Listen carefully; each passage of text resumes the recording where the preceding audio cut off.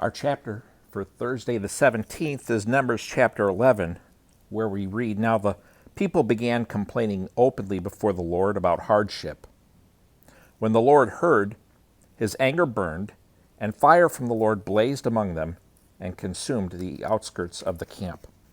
Then the people cried out to Moses, and he prayed to the Lord, and the fire died down. So that place was named Taberah, because the Lord's fire had blazed among them. The riffraff among them had a strong craving for other food. The Israelites wept again and said, 'Who will feed us meat?' We remembered the free fish we ate in Egypt, along with the cucumbers, melons, leeks, onions, and garlic. But now our appetite is gone. There's nothing to look at but this manna." The manna resembled coriander seed, and its appearance was like that of bdellium. The people walked around and gathered it. They ground it on a pair of grinding stones or crushed it in a mortar, then boiled it in a cooking pot and shaped it into cakes.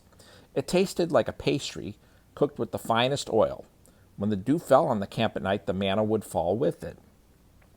Moses heard the people, family after family, weeping at the entrance of their tents. The Lord was very angry. Moses was also provoked. So Moses asked the Lord, "Why have you brought such trouble on your servant?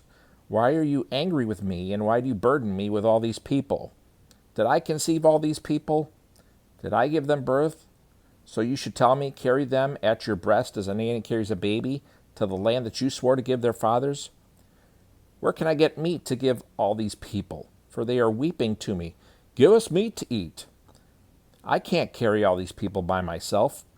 They are too much for me. If you are going to treat me like this, please kill me right now if I have found favor with you. Don't let me see my misery any more."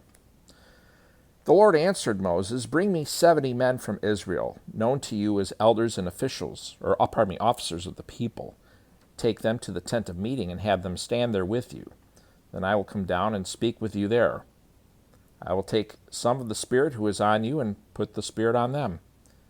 They will help you bear the burden of the people so that you do not have to bear it by yourself. Tell the people, 'Consecrate yourselves in readiness for tomorrow, and you will eat meat because you wept in the Lord's hearing. Who will feed us meat? We were better off in Egypt. The Lord will give you meat, and you will eat. You will eat not for 1 day, or 2 days, or 5 days, or 10 days, or 20 days, but for a whole month, until it comes out of your nostrils and becomes nauseating to you, because you have rejected the Lord who is among you and wept before him.' Why did we ever leave Egypt?" But Moses replied, I'm in the middle of a people with 600,000 foot soldiers, yet you say, 'I will give them meat, and they will eat for a month.' If flocks and herds were slaughtered for them, would they have enough? Or if all the fish in the sea were caught for them, would they have enough?" The Lord answered Moses, "Is the Lord's arm weak? Now you will see whether or not what I have promised will happen to you." Moses went out and told the people the words of the Lord. He brought 70 men from the elders of the people and had them stand around the tent. Then the Lord descended in the cloud and spoke to him. He took some of the Spirit that was on Moses and placed the Spirit on the 70 elders. As the Spirit rested on them, they prophesied, but they never did it again. 2 men had remained in the camp, one named Eldad and the other Medad. The Spirit rested on them. They were among those listed, but had not gone out to the tent, and they prophesied in the camp. A young man reported to Moses, "Eldad and Medad are prophesying in the camp." Joshua, son of Nun, assistant to Moses since his youth, responded, "Moses, my lord, stop them." But Moses asked him, "Are you jealous on my account? If only all the Lord's people were prophets, and the Lord would place his Spirit on them."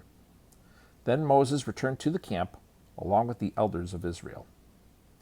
A wind sent by the Lord came up and blew quail in from the sea. It dropped them all around the camp. They were flying 3 feet off the ground for about a day's journey in every direction. The people were up all that day and night, and all the next day gathering the quail. The one who took the least gathered 50 bushels, and they spread them out all around the camp. While the meat was still between their teeth, before it was chewed, the Lord's anger burned against the people, and the Lord struck them with a very severe plague. So they named that place Kibroth Hattaavah, because there they buried the people who had craved the meat. From Kibroth Hattaavah, the people moved on to Hazeroth and remained there. And that is Numbers chapter 11. We'll see you on Friday.